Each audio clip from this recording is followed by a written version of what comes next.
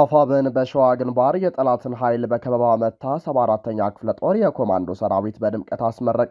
አፋብን በሸዋ ጠቅላይ ግዛት ይፋት አውራጃ የጠላትን ጦር በከፍተኛ ወታደራዊ ብልሃትና ጥበብ በከበባ ውስጥ በማስገባት አይቀሬ ውድቀት እየሰጠው እንደሚገኝ ገለጸ። ቀዳሚ መረጃዎቻችን ናቸው። በራያ አላማጣ ግንባር እየተባባሰ የመጣው ወታደራዊ ፍጥጫ ህዝቡ ቀያውን እንዲለቅ እያስገደደው መሆኑ ተመላከተ። በአካባቢው የተደቀነው ሰብአዊና ኢኮኖሚያዊ ውጥረት አሳሳቢ ሆኗል። በራያ አላማጣ ግንባር ወታደራዊ ፍጥጫው ማየሉ ሲገለጽ ነዋሪዎች የጦርነት ስጋት በመሸሽ በመፈናቀል ላይ ናቸው። በጉዳዩ ላይ ሰፋ ያለ ዝርዝር መረጃ አሰናድተናል፣ ታደምጡታላችሁ። የደቡብ ወሎ አመራሮች ወደ ደሴ ከተማ ሲሸሹ የባንኮች ተቀማጭ ገንዘብ ወደ አዲስ አበባ እየተጓጓዘ መሆኑ ተሰማ። በሌላ በኩል በሀገራዊ ምክክር ጉባኤው ውጥረት ሰፍኗል። አወያዮችና ምሁራን ቅሬታ ቀረበባቸው። ሂደቱ ተራዝሟል ተባለ። አነጋጋሪዎቹን አሁናዊ ጉዳዮች በቆይታችን በዝርዝር ትሰማላቸው። ሰላም፣ ጤና፣ ፍቅር የምንመኝላችሁ ውድ የብላክ ላይን ሚዲያ ቤተሰቦቻችን እናንተን ይመጥናሉ ብለን ያሰብናቸውን የተመረጡ ዕለታዊ የግንባርና ወቅታዊ መረጃዎችን ወደ እናንተ ይዘን ቀርበናል። ቻናሉን ሰብስክራይብ በማድረግ ቤተሰብ እንድትሆኑ እየጋበዝን ወደ መረጃዎቹ እናመራለንም። በቅድሚያም የክቡር ሰማዕቱ ብርጋዴር ጀነራል አሳምነው ጽጌ የስጋ ወንድም ሙሉጌታ ጽጌ በህመም ምክንያት ህይወታቸው አልፏል። የብርጋዴር ጀነራሉ የስጋ ወንድም መምህር ሙሉጌታ ጽጌ ባጋጠማቸው ህመም በሕክምና ሲረዱ ቆይተው ትላንት ሐምሌ 27 ቀን 2018 ዓመተ ምህረት አጥቢያ ሌሊት ከዚህ ዓለም በሞት ተለይተዋል። ይህንን ተከትሎ እናታቸው እማሆይ የውብ ሰፈር አሳዬ እንዳረፉ ተደርጎ በማህበራዊ ትስስር ገጾች ሲሰራጭ የነበረው መረጃ ስህተት ነው። በራያ አላማጣ ግንባር እየተባባሰ የመጣው ወታደራዊ ፍጥጫ የህዝቡ ቀያውን እንዲለቅ እያስገደደ መሆኑ ተመላከተ። በአካባቢው የተደቀነው ሰብአዊና ኢኮኖሚያዊ ውጥረት አሳሳቢ ሆኗል። በራያ አላማጣ ግንባር ወታደራዊ ፍጥጫው ማየሉ ሲገለጽ ነዋሪዎች የጦርነት ስጋትን በመሸሽ በመፈናቀል ላይ ናቸው። በራያ አላማጣና በአካባቢው ወረዳዎች በኩል በህወሓት ኃይሎች እና በአገዛዙ ታጣቂዎች መካከል ያለው ወታደራዊ ፍጥጫና የጦርነት ዝግጅት በአስጊ ሁኔታ ማየሉን የአካባቢው ነዋሪዎች ገለጹ። በሸረሪና በኩል የነበረው ግጭት በቅርቡ ጋብ ማለቱ ቢነገርም በራያ አላማጣ ግንባር ግን በሁለቱም ኃይሎች በኩል ያለው ወታደራዊ ዝግጅት ከፍተኛ ደረጃ ላይ መድረሱ ታውቋል። ይህንንም ተከትሎ የአላማጣ ከተማና የአካባቢው ነዋሪዎች ሊቀሰቀስ የሚችለውን የጦርነት ስጋት በመሸሽም ወደ ቆቦ ከተማ በመሰደድ ላይ ይገኛሉ። የአላማጣ ከተማና የራያ ወረዳ ነዋሪዎች እንደሚያስረዱት በራያ ግንባር በኩል በጨርጨር፣ በቢሶበር፣ በቦታ መርፌ፣ በዋጃ፣ በጃሮታ፣ በዳንያ ሊኮ፣ በሰሌን ውሃ፣ በባይባዋና በቁሙጋ መስመሮች ከፍተኛ የጦር ኃይል አሰፋፈር ተጠናክሯል። በከተማዋ ውስጥ ያለው እንቅስቃሴ ሙሉ በሙሉ በሚባል ደረጃ ወታደራዊ መልክ የያዘ ሲሆን ነዋሪዎች እንደገለጹት አላማጣ ከወትሮ የህዝብ ከተማነት ይልቅ የወታደራዊ ከተማ መስላ ታይታለች። ሻይ ቤቶች፣ ካፌዎችና የህዝብ መሰብሰቢያ ቦታዎች በብዛት በወታደራዊ አካላት የተያዙ በመሆናቸው ተራው ህዝብ በፍርሃትና ስጋት ውስጥ ይገኛል። ጦርነቱ በማንኛውም ሰዓት ሊነሳ እንደሚችልም ስጋታቸውን ገልጸዋል። ይህ በራያ አላማጣ አካባቢ እንደገና ያገረሸው ወታደራዊ ውጥረትም የብልጽግና ፓርቲ በኩል የሚከተለውን የኃይልና የጦርነት ፖሊሲ ግልጽ ማሳያ ነው በሚል በፖለቲካ ተንታኞችና በሰብአዊ መብት ተሟጋቾች ዘንድ ጠንካራ ትችት እያስነሳ ነው። የፕሪቶሪያው የሰላም ስምምነት ከተፈረመ በኋላ የሰላም መንገድን በዘላቂነት ከመገንባትና ፖለቲካዊ ውይይቶችን ከማስቀደም ይልቅ ገዢው ፓርቲ የኃይል አማራጭን እንደ ዋና የፖለቲካ መሳሪያ ማድረጉም በሀገሪቱ ልዩ ልዩ አካባቢዎች አሁንም ደም መፋሰስ እንዳይቆም አድርጎታል። የብልጽግናው አገዛዝ ላለፉት ዓመታት የተከተለው የኃይል አማራጭ ፖሊሲ ወይንም የኃይል መንገድ ችግሮችን ከመፍታት ይልቅ ውጥረቱን ወደ አዲስ የጦርነት ዑደት እንደሚያሸጋግረው በተግባር ታይቷል። የፖለቲካ አለመግባባቶችን በኃይል ለመፍታት የሚደረገው ጥረት በማህበረሰቡ ላይ ሞት፣ መፈናቀልና የኢኮኖሚ ውድመትን ማስከተሉን ቀጥሏል። ከወታደራዊ ውጥረቱ ጎን ለጎን በአላማጣ ከተማና አካባቢዋ የህግ የበላይነት በመሸርሸሩ የነዋሪዎች እንግልት በስፋት ጨምሯል። በምሽት የሰዎች እንቅስቃሴ የተገደበ ሲሆን ፊታቸውን በሽርጥና በጭንበል በሚሸፍኑ ታጣቂዎች የሚፈጸመው ቤት ለቤት ዝርፊያ ተጠናክሮ ቀጥሏል። ከትግራይ ወደ መሃል ሀገር የሚጓዙ የህዝብ ማመላለሻ መኪኖች ስራቸውን ያቆሙ ሲሆን በተለይም ወጣቶች ከአላማጣ መስመር ወደ አዲስ አበባ ለማለፍ የከፋ ፈተና ገጥሟቸዋል። ወጣቶች ከመኪና እየወረዱ እንግልት ሲደርስባቸው ለአረጋውያን ብቻ የማለፍ እድል እንደሚሰጥ ተገልጿል። በአካባቢው ያሉ ባንኮች የጥሬ ገንዘብ ክምችት የሌላቸው በመሆኑ ለደንበኞቻቸው የሚሰጡትን ገንዘብ በቀን እስከ 2000 ብር ብቻ ገድበውታል። በዚህም ምክንያት ነዋሪዎችና ነጋዴዎች ጥሬ ገንዘብ ካላቸው ግለሰቦች ዘንድ እስከ 10 በመቶ ተጨማሪ ክፍያ ወይም ኮሚሽን ከፍለው ገንዘብ ለመመንዘር ተገደዋል። በራያ አላማጣ ግንባር የተደቀነው ወታደራዊ ፍጥጫና የጦርነት ዝግጅት ቀጠናውን እንደገና ወደ የከፋ ደም መፋሰስና ሰብአዊ ውድቀት እንዳይከታው ትልቅ ስጋትን ደቅነዋል። ነዋሪዎች የጦርነት ስጋት በአስቸኳይ ቆሞ በሰላማዊ መንገድ ውጥረቱ እንዲረግብና የመንቀሳቀስ የመኖርና የደህንነት መብታቸው እንዲከበር ጥሪያቸውን በማስተላለፍ ላይ ናቸው። አፋብን በሸዋ ግንባር የጠላትን ኃይል በከበባ መታ 74ኛ ክፍለ ጦር የኮማንዶ ሰራዊት በድምቀት አስመረቀ። በአማራ ክልል በሚካሄደው የህልውና ትግል አዲስ የድል ምዕራፍ መከፈቱን ያበሰረው አፋብንም በሸዋ ጠቅላይ ግዛት ይፋት አውራጃ ያቀደውን የጠላትን ጦር በከፍተኛ ወታደራዊ ብልሃትና ጥበብ በከበባ ውስጥ በማስገባት አይቀሬ ውድቀት እየሰጠው እንደሚገኝ ገለጸ። በተመሳሳይ ዜና በቴዎድሮስ እዝ ስር የሚገኘው 74ኛ ክፍለ ጦር ለተከታታይ 6 ወራት ያሰለጠናቸውን የኮማንዶ አባላት በድምቀት አስመርቋል።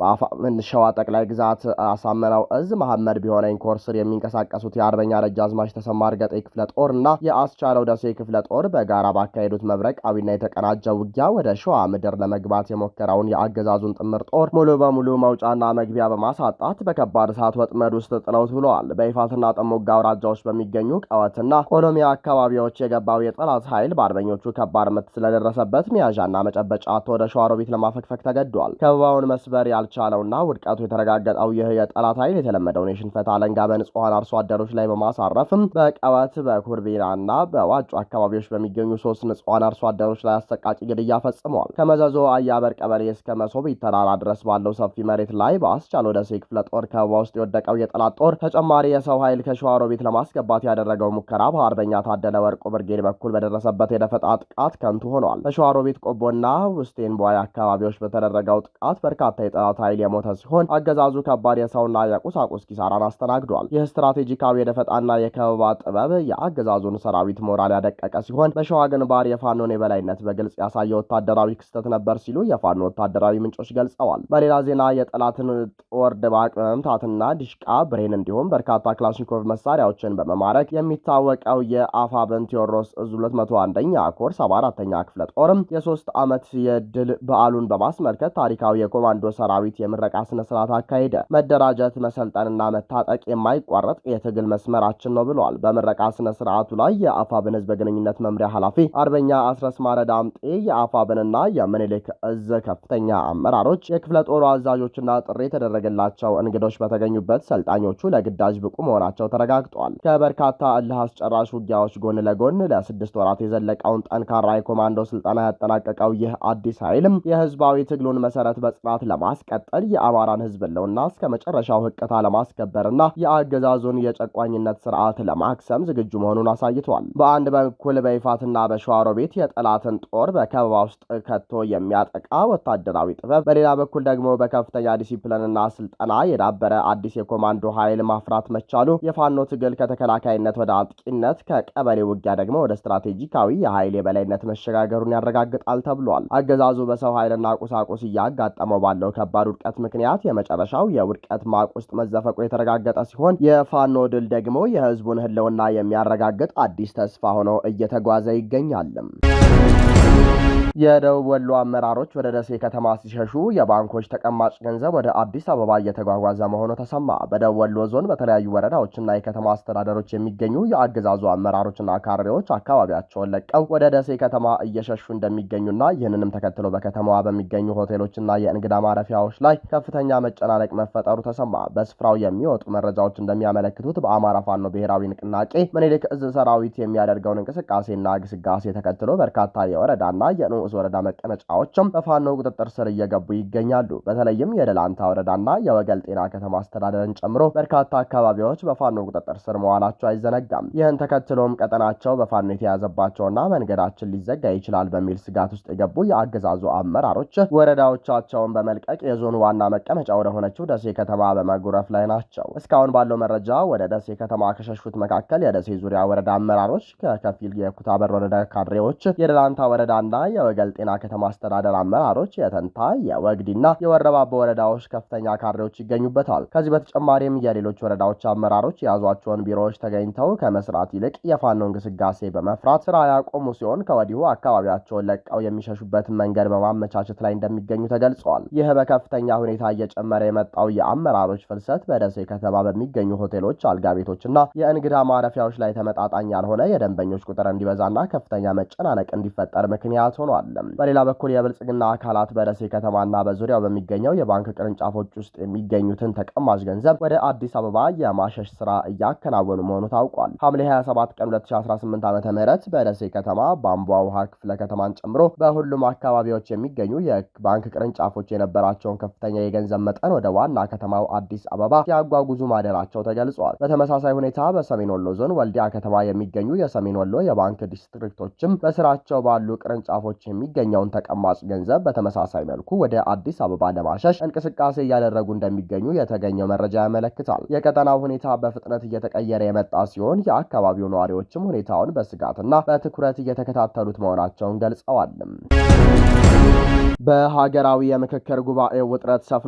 አወያዮችና ምሁራን ቅሬታ ቀረበባቸው። ሂደቱ ተራዝሟል ተባለ። በብልጽግና የምክክር ኮሚሽን እየተካሄደ የሚገኘው የምክክር ሂደት አዘጋጆቹ ባሰቡት መንገድ ሊሄድ አለመቻሉን ተከትሎ በጉባኤው ውስጥ ከፍተኛ ውጥረትና አለመግባባት መፈጠሩ ተሰማ። ሐምሌ 27 ቀን 2018 ዓ.ም ይጀመራል ተብሎ ሲጠበቅ የነበረው የርዕሰ ጉዳይ ተመካካሪ ቡድኖች ውይይት ሳይጀመር የቀረ ሲሆን ለቀጣዮቹ 3 ቀናት እንዲራዘም ተደርጓል። ምንጮች እንደሚሉት የጉባኤው ሂደት መዘየትና መስተጓጎል ዋነኛ ምክንያት ተመካካሪዎች አገዛዙ ከተለመደው የፕሮፓጋንዳ ማዕቀፍ ውጪ ያሉና የወከሏቸውን ማህበረሰቦች አንኳር ጥያቄዎችንና ዝርዝር አበሳዎችን በስፋት ማንሳታቸው እንደሆነ ጠቅሰዋል። በዚህም ተመካካሪዎች የህዝብን ጥያቄ በማንሳታቸው ወቀሳ ተሰንዝሮባቸዋል። ኮሚሽኑ ባቀረበው የግምገማ ሪፖርት 16ቱ ስልታዊ ቡድኖች በ3 ደረጃ የተከፋፈሉ መሆናቸውንም አስቀምጧል። ሆኖም ግን በ3 ደረጃ ላይ የተቀመጡት ቡድኖች ምክረ ሀሳብ ከማጠናከር ይልቅ አጀንዳ ወደ ማሰባሰብ ተመልሰዋል በሚል ወቀሳ ቀርቦባቸዋል። ተመካካሪዎቹ የወከሏቸውን ማህበረሰቦች ጥያቄዎችና ያጋጠሟቸውን ዝርዝር በደሎች ለማቅረብ ያደረጉት ጥረት የኮሚሽኑን የጊዜ ሰሌዳ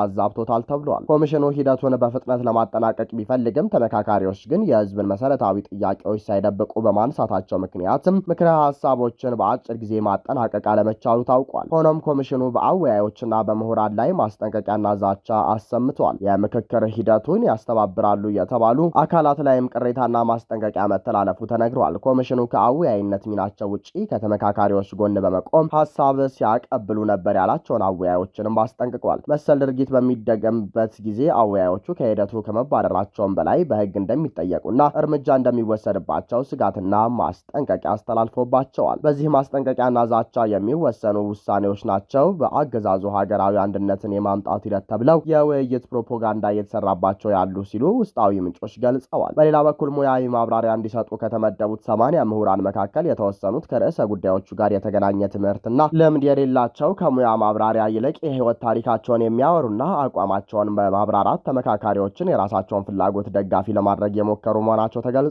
ስልታዊ ቡድኖች ለቀጣዩ 500 ጉባኤተኞች በሚሳተፉበት የርዕሰ ጉዳይ ምክክር የሚያቀርቡት ቃለ ጉባኤ በአንኳር ጉዳዮች ላይ ብቻ እንዲያተኩር መመሪያ ተላልፈዋል። ይህም ተመካካሪዎች የሚያነሷቸውን ጥበቃ የሚሹ ጥቃቅንና ዝርዝር የህዝብ ብሶቶችና ጥያቄዎችን በማስቀረት ሂደቱን አሳጥሮና አቃሎ ወደ ቀጣይ ምዕራፍ ለመሸጋገር የተደረገ ጥረት እንደሆነ ለማረጋገጥ ተችሏል። በአሁኑ ወቅት የቀደሙት ቡድኖች ቀድመው ስራቸውን ያጠናቀቁት ምክረ ሀሳባቸውን እንደገና እንዲከልሱ የተደረገ ሲሆን የርዕሰ ጉዳይ ተመካካሪ ቡድኖች ምክክር ለሐሙስ ሐምሌ 30 ቀን 2018 ዓ.ም ተለዋጭ ቀጠሮ ተይዘውለታል በማለት የተገለጸ ሲሆን ለመረጃውም የዋዜማን መረጃ በምንጭነት ተጠቅመናል። ክቡራንና ክቡራት አድማጭ ተመልካቾቻችን ለሰዓቱ የነበረን የዜናና የመረጃ ስርጭታችን ይህንን ይመስል ነበር። ቻናሉን ሰብስክራይብ በማድረግ ቤተሰብ እንድትሆኑ ጋበዝን። ጤና ይስጥልንም።